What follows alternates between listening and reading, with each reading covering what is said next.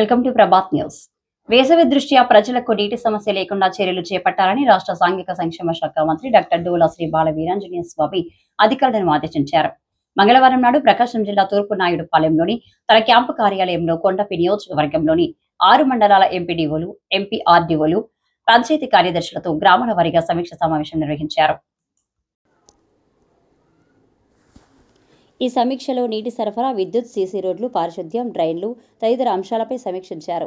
ఈ సందర్భంగా అధికారుల నుంచి సమస్యలు అడిగి తెలుసుకున్నారు. అనంతరం మంత్రి డాక్టర్ డోలా శ్రీ బాల వీరాంజనేయ స్వామి మాట్లాడుతూ వేసవి దృష్ట్యా ప్రజలకు త్రాగునీటి సమస్య లేకుండా చర్యలు చేపట్టాలి.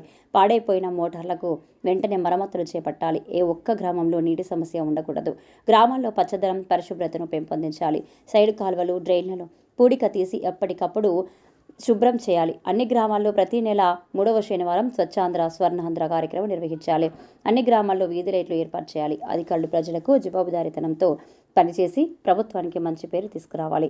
కూటమి ప్రభుత్వం వచ్చిన ఏడాదిలోనే రాష్ట్రంలో పెద్ద ఎత్తున అభివృద్ధి సంక్షేమం కార్యక్రమాలు చేపట్టాం. విజనరీ లీడర్ చంద్రబాబు నాయుడు సారథ్యంలో రాష్ట్రం ప్రగతి పథంలో దూసుకెళ్తుందని మంత్రి డాక్టర్ డోలా శ్రీ బాల వీరాంజనేయ స్వామి అన్నారు.